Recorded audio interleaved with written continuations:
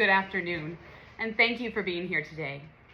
I'd like to talk to you about a subject that is near and dear to my heart as a mother, an educator, and a citizen. It's classical education. It is my fervent belief that classical education should be available not just to the privileged, but to our whole society, as it is a transformative approach to education.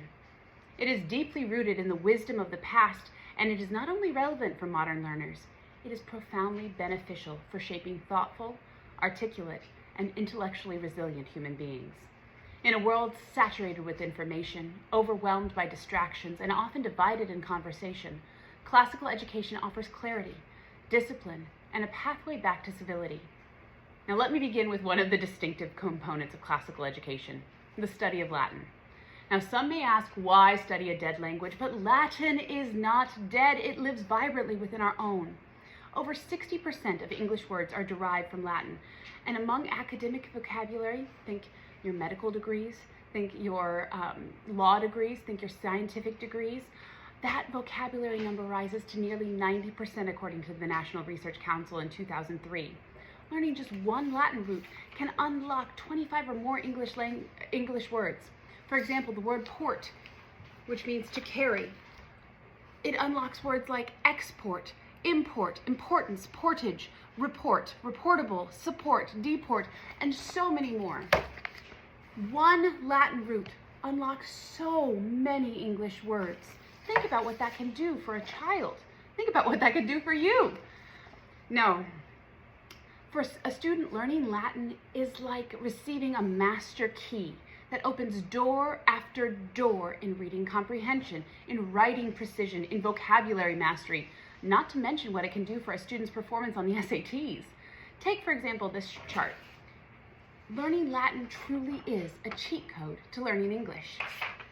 Latin also trains the mind with a kind of mathematical elegance. Its grammar is highly structured and rule-based, requiring the learner to approach language like a complex equation. Noun cases must align verb endings, must match tense and voice, and each sentence functions like a puzzle that demands logic and patience. This mental discipline doesn't simply help with language, it strengthens the brain's executive function, much like studying music does. Neuroscientists have observed that language learning activates neural networks similar to those engaged when learning an instrument, reinforcing memory, pattern recognition, and cognitive flexibility, as found in the research done by Antonou in 2013. In short, Latin sharpens the minds in ways that translate far beyond vocabulary lists. But classical education is much more than Latin. It is structured on a time-tested model known as the trivium, consisting of the grammar stage, the logic stage, also known as the dialectic stage, and the rhetoric stage. What makes the trivium remarkable is that it aligns beautifully with the natural stages of child development. You can see in this chart we have the grammar, we're talking elementary ages, dialectic or logic, which is the middle school years, and rhetoric, which is the high school years. In the grammar stage, typically elementary years, children naturally delight in memorization, in recitation, in absorbing facts. Classical education harnesses this innocence and enthusiasm. Rather than resisting how the young mind works, it cooperates with it. Rather, look at this stage as one where your brain is forming a large breadth of information without much depth, almost like a coat rack with hooks that you can hang little bits of information on and grow as developmentally appropriate.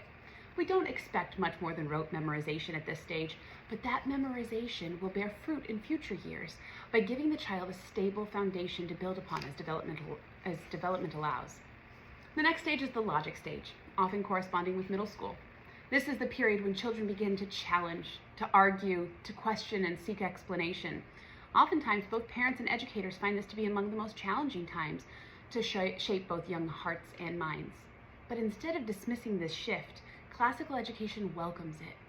Students learn formal logic, cause and effect reasoning, and how to examine arguments instead of simply reacting to them. This is where we research fallacies, where we teach scholars to learn well and deeply and without bias. Finally comes the rhetoric stage in the high school years, when students become capable of synthesizing ideas and expressing themselves with clarity and persuasion. They learn to articulate truth, communicate elegantly, and engage others respectfully, even when they disagree. Learning winsome and respectful dialogue with others is fundamental to a polite and educated society. And that brings me to one of the most urgent reasons our society needs classical education today. We must relearn the art of civil discourse. We live in a culture where conversations often collapse into shouting matches or dissolve into online hostility. Classical education, especially through logic and rhetoric, teaches the students not just what to think, but how to think. It elevates discussion above personal attacks and ad hominem arguments, giving the young people the tools to reason soundly and communicate respectfully. The study of great texts reinforces this skill. When students read Plato, Augustine, or Shakespeare, they don't simply encounter ideas. They enter a centuries-old conversation about justice, virtue, courage, and truth. They learn to listen before speaking. They learn disagreement is not a threat, and they learn that wisdom requires humility. Imagine what it would mean for our communities, our classrooms, and our national discourse if more young people were trained not just in facts, but in wisdom, not just in argument, but in persuasion, and not just in expression, but in virtue. In conclusion, classical education is not an outdated approach. It is a deeply human one. It meets children where they are developmentally. It cultivates disciplined and creative minds, and it prepares students to engage the world with civility and confidence. By recovering classical education, we don't return to the past. We reclaim tools we desperately need for the future. Thank you.